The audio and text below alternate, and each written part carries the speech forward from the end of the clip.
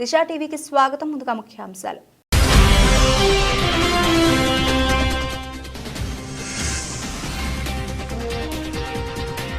జన్మతః పౌరసత్వాన్ని రద్దు చేస్తా, సిటిజన్షిప్ పై పేజీ పెడుతున్న ట్రంప్.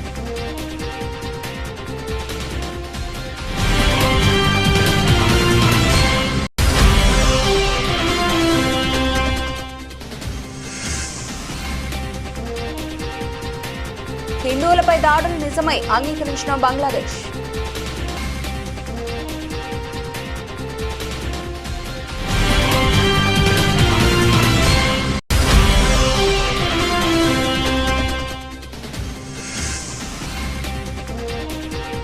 వారికి ఫోన్లు చేసి వేధించేవారు. కేంద్ర మంత్రి నిర్మలా సీతారామన్ సంచలన వ్యాఖ్యలు.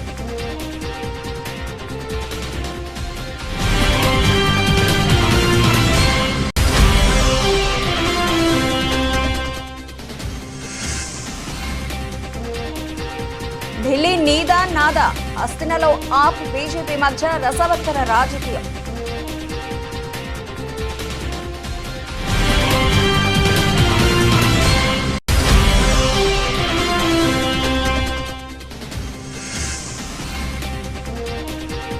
షార్ట్ లిస్ట్ రెడీ, సంక్రాంతికి విడుదల. ఢిల్లీకి చేరిన తెలంగాణ కాంగ్రెస్ రాజకీయం.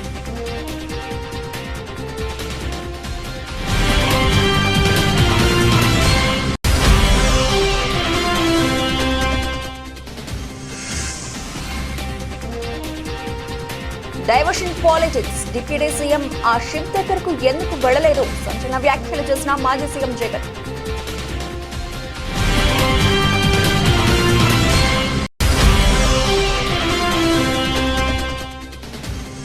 ఆసిస్ పర్యటనలో భారత్ కు ఘోర పరాభవం. స్మృతి మంధానా శతకం వృధా. 3వ వన్డేలోనూ టీమిండియాకు తప్పని ఓటమి.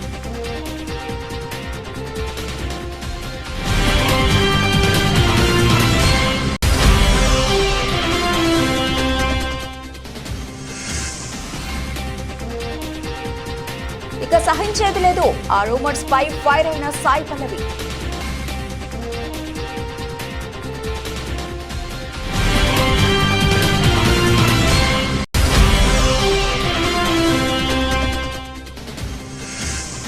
రిజర్వ్ బ్యాంక్ ఆఫ్ ఇండియా కొత్త గవర్నర్ గా సంజయ్ మల్హోత్రా. అసలు ఎవరి సంజయ్? ఆయన ట్రాక్ రికార్డ్ ఏంటి?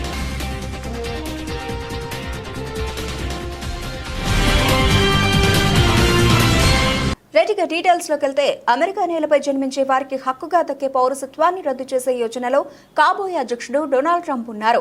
తాను పదవి బాధ్యతలు చేపట్టగానే ఈ బర్త్ రైట్ సిటిజన్షిప్ ను రద్దు చేస్తానని గత వారం ఓ ఇంటర్వ్యూలో ట్రంప్ కీలక ప్రకటన చేశారు. జన్మతః పౌరసత్వం హాస్యాస్పదంగా మారిందని, దీనిని దుర్వినియోగం చేస్తున్నారని ఆయన పేర్కొన్నారు. ఇది బర్త్ టూరిజం కు అవకాశం కల్పిస్తోందని, ఇతర దేశాలకు చెందిన గర్భిణీలు కేవలం పుట్టబోయే బిడ్డకు అమెరికా పౌరసత్వం దక్కాలనే ఆలోచనతో అమెరికా వచ్చి జన్మిస్తున్నారని ఆయన వ్యాఖ్యానించారు. ఎన్నికల ప్రచారంలోనూ తాను బర్త్ రైట్ సిటిజన్షిప్ ను రద్దు చేస్తానని ట్రంప్ ప్రకటించారు. అసలు ఈ బర్త్ రైట్ సిటిజన్షిప్ అంటే, అమెరికాలో జన్మించిన ప్రతి బిడ్డకు తల్లిదండ్రులు ఏ దేశం వారనేది సంబంధం లేకుండా ఆటోమేటిక్ గా దేశ పౌరసత్వం దక్కుతుంది. దీనిని బర్త్ రైట్ సిటిజన్షిప్ అంటారు. ఏ వీసాపై అమెరికాకు వచ్చినా, ఆఖరికి అక్రమంగా వలస వచ్చిన తల్లిదండ్రులైనా సరే ఇక్కడ బిడ్డకు జన్మనిస్తే ఆ బిడ్డకు అమెరికా పౌరసత్వం లభిస్తుంది. 1868 నుంచి అమెరికాలో ఈ బర్త్ రైట్ సిటిజన్షిప్ అమల్లో ఉంది. బర్త్ రైట్ సిటిజన్షిప్ ను రద్దు చేయడం సాధ్యమేనా? ఎన్నికల ముందు నుంచి బర్త్ రైట్ సిటిజన్షిప్ రద్దు చేస్తానని ట్రంప్ చెబుతున్నప్పటికీ అది అంత సులువు కాదని అమెరికా న్యాయ నిపుణులు అభిప్రాయపడుతున్నారు. అమెరికా రాజ్యాంగం 14వ రాజ్యాంగ సవరణ ద్వారా జన్మతః పౌరసత్వాన్ని కల్పించింది. ఇప్పుడు దీన్ని రద్దు చేయాలంటే రాజ్యాంగ సవరణ చేయాలి. ఇందుకు కాంగ్రెస్ లో 3/2 మెజారిటీతో పాటు 4/3 రాష్ట్రాల ఆమోదముద్ర అవసరం. ట్రంప్ ఇది సాధించడం కష్టమని న్యాయ నిపుణులు చెబుతున్నారు. అయితే ఎగ్జిక్యూటివ్ ఆర్డర్ ద్వారా బర్త్ రైట్ సిటిజన్షిప్ పై ట్రంప్ ఆంక్షలు విధించగలరని అభిప్రాయపడుతున్నారు. ఒకవేళ ట్రంప్ గనుక బర్త్ రైట్ సిటిజన్షిప్ ను రద్దు చేస్తే అమెరికాలో లక్షలాది మంది భారతీయులపై ప్రభావం పడుతుంది. గ్రీన్ కార్డులు, H-1B వీసాలపై అమెరికాలో ఉంటున్న భారతీయులు జన్మనిచ్చే పిల్లలకు అమెరికా పౌరసత్వం లభించదు. తల్లిదండ్రులకు పౌరసత్వం లభించడంపై పిల్లల పౌరసత్వం కూడా ఆధారపడి ఉంటుంది. పిల్లల పౌరసత్వం కోసం గ్రీన్ కార్డు ఉన్న తల్లిదండ్రులకు కొంత న్యాయపరమైన వెసులుబాటు ఉండే అవకాశం ఉందని, H-1B వీసా కలిగిన తల్లిదండ్రులకు మాత్రం బిడ్డల పౌరసత్వంపై గందరగోళం నెలకొంటుందని ఇమిగ్రేషన్ నిపుణులు చెబుతున్నారు. అమెరికా గ్రీన్ కార్డుల కోసం లక్షల మంది భారతీయులు ఏండ్లుగా వేచి చూస్తున్నారు. ఇక పౌరసత్వం రావడం పెద్ద కలగా మారింది. ఇప్పటి వరకు పిల్లల పౌరసత్వంపై అయినా భరోసా ఉండేది. ఇప్పుడు అది కూడా పోయే ప్రమాదం నెలకొంది. My first day back in the White House, I'll terminate every open borders policy of the Biden administration, stop the invasion on our southern border, and begin the largest domestic deportation operation in American history. Together we will deliver low taxes, low regulations, low energy costs, low interest rates, low inflation, so that everyone can afford groceries, a car, and a home. I delivered you the largest tax cuts in American history, and we'll do it again. We're going to get them lower, but we're going to do something else. No tax on tips. No tax on overtime. And no tax on Social Security for our great seniors.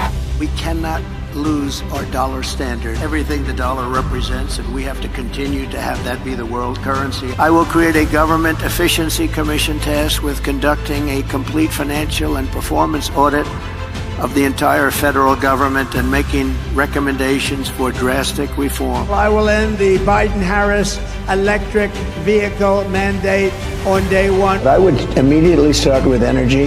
I would drill, baby, drill. Massively raise wages for American workers and make the United States into a manufacturing powerhouse. Your wages will rise, your costs will fall, your job opportunities will grow.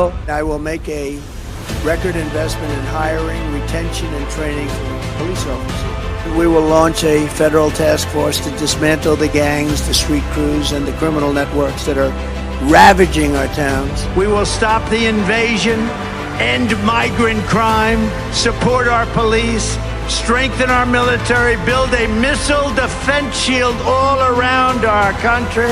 And I will secure our elections. We have to secure our elections. Our goal will be proof of citizenship and voter ID. Very simple. Take back our campuses for all of the normal students who want a safe place from which to learn. We're going to keep critical race theory and transgender insanity the hell out of our schools, and we're going to keep men out of women's sports. I'm willing to do whatever I have to do to save our country and to save our Constitution. ఇటు బంగ్లాలో హిందువులపై జరుగుతున్న దాడులపై ఇన్నాళ్లు బుకాయిస్తూ వచ్చిన బంగ్లాదేశ్ ఎట్టకేలకు దానిపై U turn తీసుకుంది. హిందువులపై దాడులు నిజమేనని అంగీకరించింది. ప్రధాని హసీనా ఆగస్టులో పదవీచ్యుతురాలైన తర్వాత దేశంలో మైనారిటీలపై, ముఖ్యంగా హిందువులపై అక్టోబర్ 22 వరకు 88 మతపరమైన హింసాత్మక ఘటనలు చోటు చేసుకున్నాయని బంగ్లాదేశ్ అధికారికంగా ప్రకటించింది. ఈ అల్లర్లకు సంబంధించి 70 మందిని అరెస్ట్ చేసినట్లు మొహమ్మద్ యూనిస్ ఆపద్ధర్మ ప్రభుత్వ ప్రెస్ కార్యదర్శి శశిగుల్ ఆలం తెలిపారు.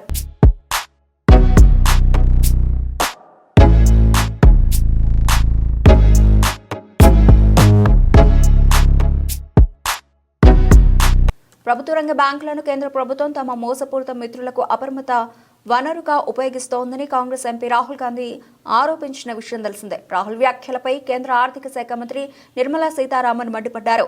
ఆయన విమర్శలను తిప్పికొట్టారు. ప్రభుత్వ రంగ బ్యాంకులను యూపీఏ హయాంలో తమ బంధుమిత్రులు చీకటి వ్యాపారుల కోసం ఏటీఎంలా వాడుకున్నారంటూ విరుచుకుపడ్డారు. తాము చెప్పిన వారికి రుణాలు ఇవ్వాలని బ్యాంకు సిబ్బందికి ఫోన్లు చేసి వేధించేవారని నిర్మలా సీతారామన్ ఆరోపించారు. కానీ నరేంద్ర మోదీ హయాంలో బ్యాంకులు, ప్రత్యేకంగా ప్రభుత్వ రంగ బ్యాంకులు గణనీయమైన పురోగతి సాధించాయని తెలిపారు. బీజేపీ హయాంలోనే 54 కోట్ల జన్ ధన్ యోజన ఖాతాలు, పీఎం ముద్ర రుణాలు, స్టాండ్ అప్ ఇండియా, అలాగే పీఎం స్వానిధి వంటి స్కీమ్స్ తీసుకొచ్చినట్లు తెలిపారు. మోదీ హయాంలో 4RS వ్యూహంతో పాటు పలు సంస్కరణలు అమలు చేస్తున్నామని, 3.26 లక్షల కోట్ల రూపాయల రీక్యాపిటలైజేషన్తో ప్రభుత్వ రంగ బ్యాంకులను బలోపేతం చేశామని కేంద్ర మంత్రి అన్నారు. నిర్మలా సీతారామన్ మాట్లాడుతూ, రాహుల్ గాంధీ వాస్తవాలు మాట్లాడాలి. బ్యాంకుల్లో కష్టపడి పనిచేసే ఉద్యోగులపై అసత్య ప్రచారం చేయడం మానుకోవాలి. ముందుగా ఆయన బ్యాంకింగ్ సెక్టార్పై అవగాహన పెంచుకోవాలి. యూపీఏ హయాంలో బ్యాంకులను ఏటీఎంలా వాడుకున్నారు. కాంగ్రెస్ నేతలు చెప్పిన వారికే రుణాలు ఇవ్వాలని ప్రభుత్వ రంగ బ్యాంకుల్లోని సిబ్బందికి ఫోన్లు చేసి వేధించారు. రుణాలు ఇవ్వని పక్షంలో వారిని టార్గెట్ చేసేవారంటూ పేర్కొన్నారు.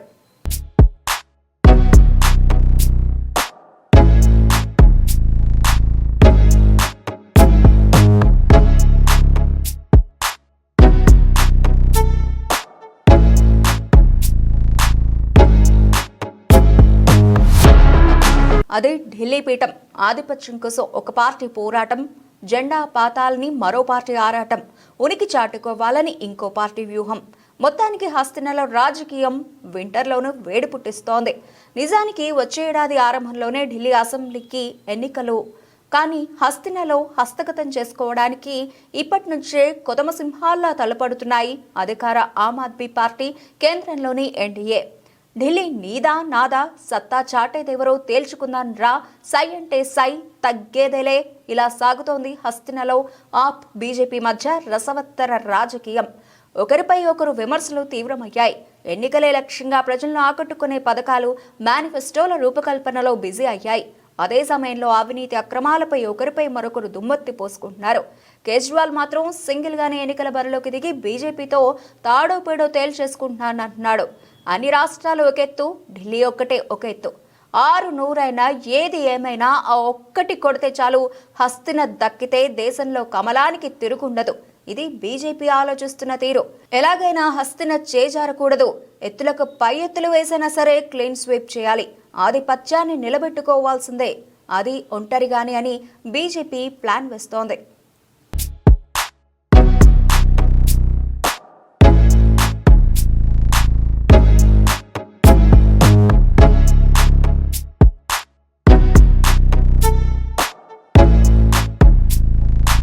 కాంగ్రెస్ ప్రభుత్వం అధికారంలోకి వచ్చి ఏడాది పూర్తయింది. ఇప్పటికీ సీఎం రేవంత్ రెడ్డి సహా మరో 11 మంది మంత్రులతోనే రేవంత్ సర్కార్ నడుస్తోంది. ఇంకా మరో 6గురికి కేబినెట్లో అవకాశం ఉంది. సీఎం రేవంత్ రెడ్డి ఢిల్లీ పర్యటనకు వెళ్లిన ప్రతిసారి కేబినెట్ విస్తరణ జరుగుతుందని బాగా ప్రచారం జరిగింది. కానీ ఇతర రాష్ట్రాల్లో అసెంబ్లీ ఎన్నికల దృష్ట్యా కాంగ్రెస్ హైకమాండ్ ఆ దిశగా అడుగులు వేయలేదు.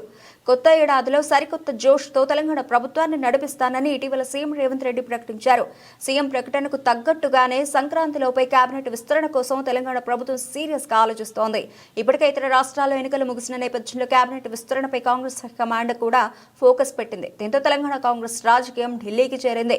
కేబినెట్ లో కొత్త ముఖాల జాబితా షార్ట్ లిస్ట్ చేసుకుని CM Revanth Reddy, deputy CM Bhatti Vikramarka ఢిల్లీలో అధిష్టానం ముందు ఉంచారు. ఇప్పటికే రాహుల్ గాంధీని కలిసి కేబినెట్ విస్తరణపై చర్చించారు. తమ అనుచరులకు కేబినెట్ బెర్తులు ఇవ్వాలని అటు రేవంత్ రెడ్డి, ఇటు భట్టి విక్రమార్క పార్టీ హైకమాండ్ కి విజ్ఞప్తి చేసినట్లు తెలుస్తోంది. అయితే దీనిపై మళ్లీ రాహుల్ గాంధీతో చర్చించి ఫైనల్ గా నిర్ణయం తీసుకోనున్నట్లు సమాచారం. సీఎం రేవంత్ రెడ్డి కేబినెట్ లో 11 మంది మంత్రులు ఉండగా ఉమ్మడి జిల్లాల వారీగా చూస్తే ఆదిలాబాద్, నిజామాబాద్, రంగారెడ్డి, హైదరాబాద్ జిల్లాలకు మాత్రం ప్రాతినిధ్యం దక్కలేదు. ఎమ్మెల్యేల సంఖ్య ప్రకారం ఇంకా 6గురు కొత్త వారికి కేబినెట్ లో చోటుకి అవకాశం ఉంది. దీంతో ఖచ్చితంగా ఈ 4 ఉమ్మడి జిల్లాల వారికి కేబినెట్ విస్తరణలో బెర్త్ ఖచ్చితంగా దక్కే అవకాశం ఉంది. ఈ 4 ఉమ్మడి జిల్లాలకు మంత్రి పదవులతో పాటు మిగిలిన మరో 2 పదవులు ఎవరికి ఏ జిల్లాకు దక్కుతాయనే ఉత్కంఠ తెలంగాణ కాంగ్రెస్ పార్టీలో నెలకొంది. అయితే కేబినెట్ విస్తరణలో మిగిలిన మంత్రి పదవుల భర్తీతో పాటు ఇప్పుడు మంత్రులకు ఉన్న శాఖలు మార్చే అవకాశం ఉందని ప్రచారం జరుగుతోంది. కేబినెట్ విస్తరణతో పాటు ఇప్పటికే ఖాళీగా ఉన్న డిప్యూటీ స్పీకర్, ప్రభుత్వ చీఫ్ విప్ పోస్టులను కూడా భర్తీ చేస్తారని ప్రభుత్వ వర్గాలు చెబుతున్నాయి. తాజాగా సీఎం, డిప్యూటీ సీఎం ఢిల్లీ టూర్ల నేపథ్యంలో సంక్రాంతి నుంచి పూర్తి సైన్యంతో సీఎం రేవంత్ రెడ్డి పాలనా పరుగులు పెట్టించనున్నారని కాంగ్రెస్ లో జోష్ కనిపిస్తోంది.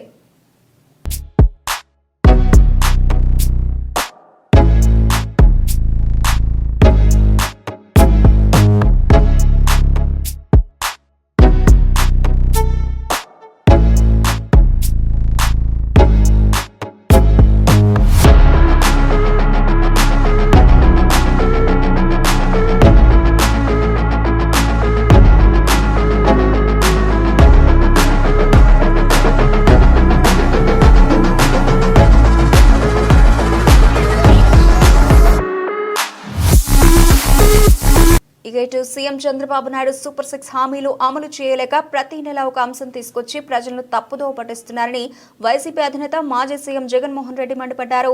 ఆర్థిక మంత్రి పయ్యావుల సొంత వియ్యంకుడు రేషన్ బియ్యాన్ని ఎగుమతి చేస్తున్న ఆ షిప్ దగ్గరకు మాత్రం డిప్యూటీ సీఎం వెళ్లలేదని జగన్ అన్నారు. 6 నెలలుగా రాష్ట్రంలో కూటమి ప్రభుత్వ పాలన జరుగుతోందని, చెక్ పోస్టులు దాటి బియ్యం కాకినాడ పోర్టు వరకు ఎలా వస్తున్నాయని జగన్ ప్రశ్నించారు. ఉమ్మడి ప్రకాశం జిల్లా వైఎస్ఆర్సీపీ ప్రజాప్రతినిధులతో సమావేశమైన వైఎస్ జగన్ పలు కీలక వ్యాఖ్యలు చేశారు. ముఖ్యమంత్రి చంద్రబాబు అబద్ధాలు, మోసాల పట్ల ప్రజలు ఆగ్రహంతో ఉన్నారని జగన్ చెప్పారు. ప్రతి నెల ఒక్కో అంశాన్ని పట్టుకుని ప్రజలను తప్పుదోవ పట్టిస్తున్నారన్నారు. అంతేకాకుండా ప్రతిరోజు డైవర్షన్ పాలిటిక్స్ చేస్తున్నారంటూ మండిపడ్డారు. చంద్రబాబు వచ్చిన తర్వాత బాదుడు మొదలైందంటూ తీవ్ర వ్యాఖ్యలు చేశారు.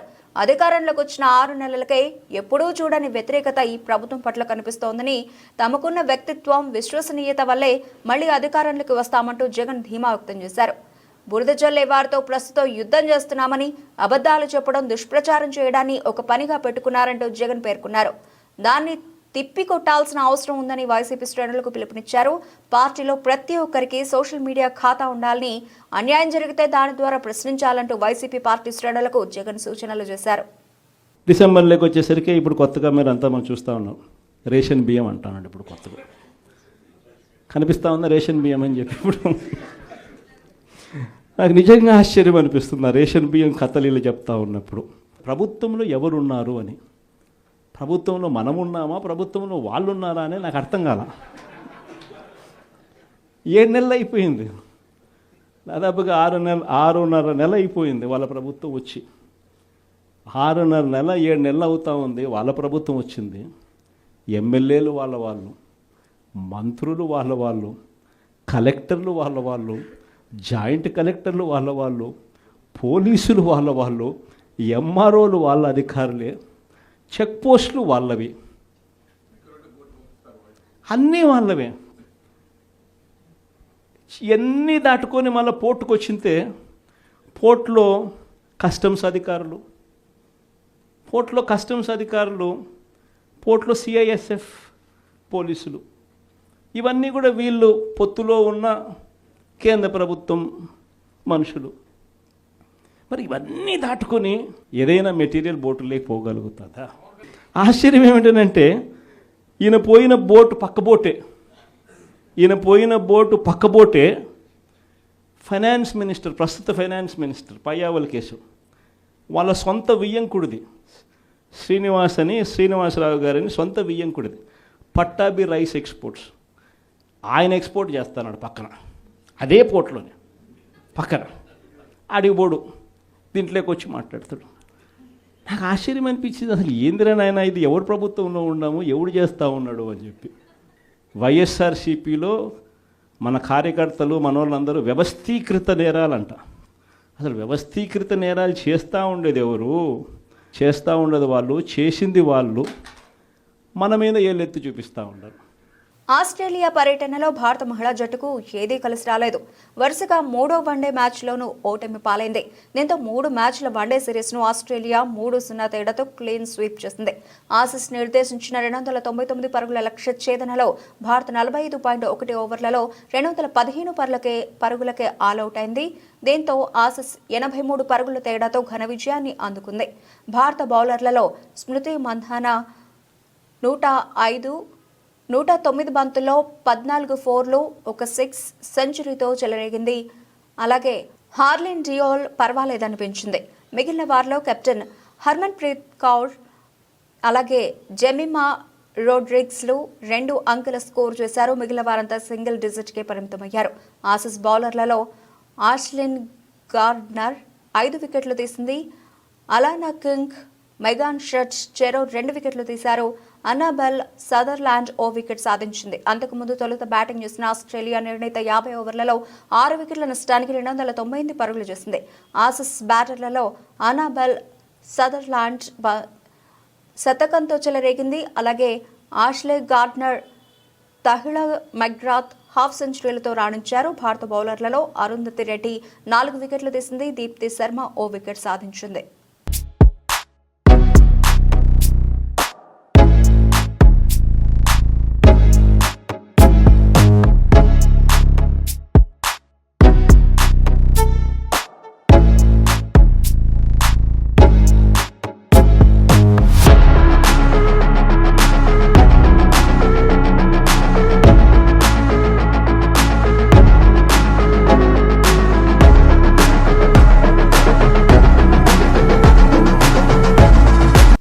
స్టార్ హీరోయిన్ సాయి పల్లవి గురించి ప్రత్యేక పరిచయం అవసరం లేదు. ఇప్పటికే ఎన్నో సినిమాల్లో నటించి భారీ గుర్తింపు తెచ్చుకున్న ఈ బ్యూటీ ఇటీవల అమరన్ సినిమాతో బ్లాక్ బస్టర్ విజయాన్ని తన ఖాతాలోకి వేసుకుంది.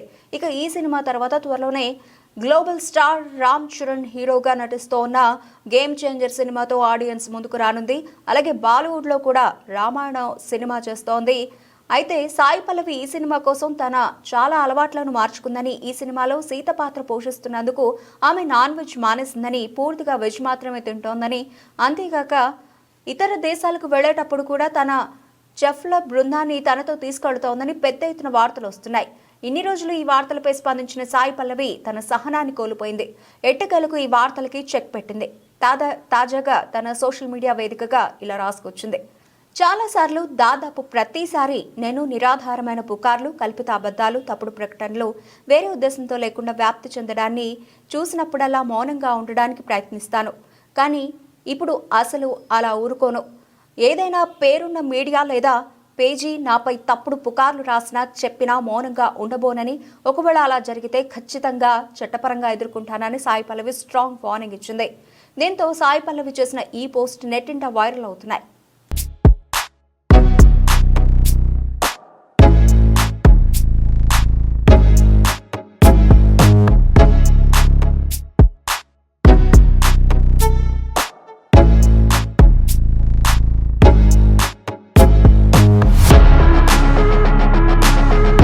Reserve bank of India governor Shaktikanta Das పదవీ కాలం మంగళవారంతో ముగిసిన విషయం తెలిసిందే.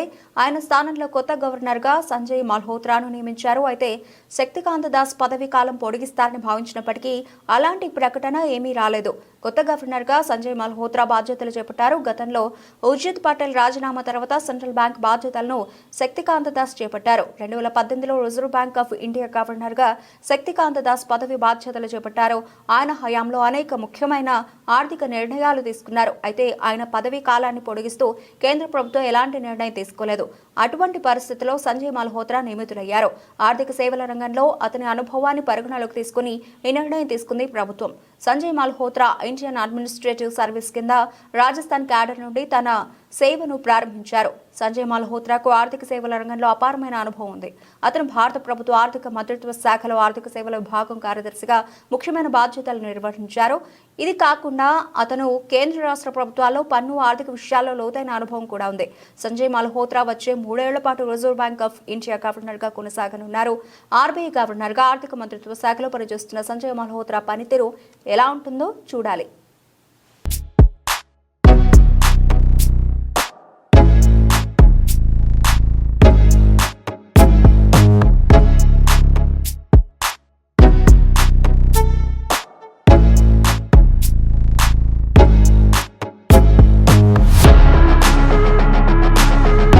బులెటిన్ ముగించే ముందు హెడ్లైన్స్ మరోసారి.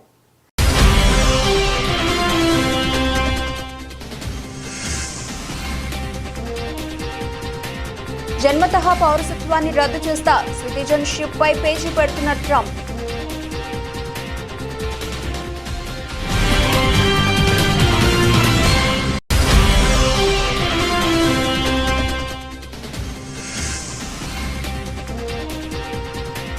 హిందువులపై దాడులు నిజమై అంగీకరించిన బంగ్లాదేశ్.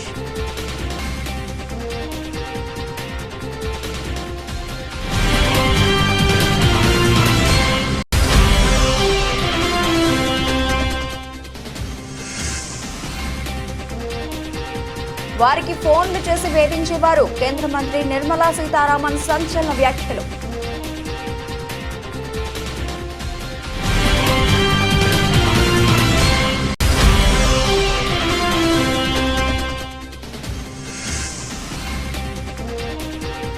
ఢిల్లీ నీదా నాదా, అస్తినలో ఆప్ బీజేపీ మధ్య రసవత్తర రాజకీయం.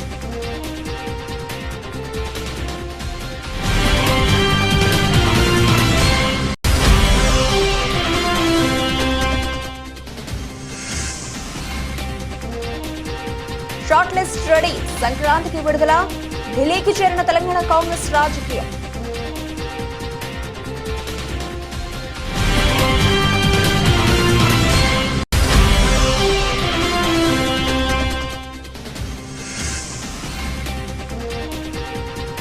డైవర్షన్ పాలిటిక్స్, డిప్యూటీ సీఎం ఆ షిప్ దగ్గరకు ఎందుకు వెళ్లలేదు, సంచలన వ్యాఖ్యలు చేసిన మాజీ సీఎం జగన్.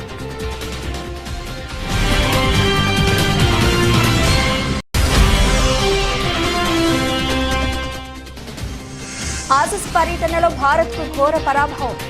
స్మృతి మంధాన శతకం వృధా. 3వ వన్డేలోనూ టీమిండియాకు తప్పని ఓటమి.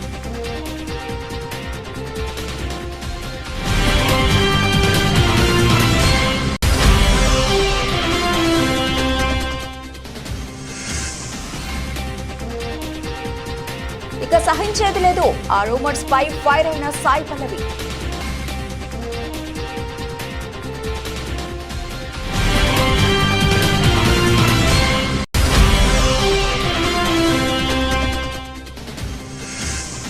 రిజర్వ్ బ్యాంక్ ఆఫ్ ఇండియా కొత్త గవర్నర్ గా సంజయ్ మల్హోత్రా. అసలు ఎవరి సంజయ్? ఆయన ట్రాక్ రికార్డ్ ఏంటి?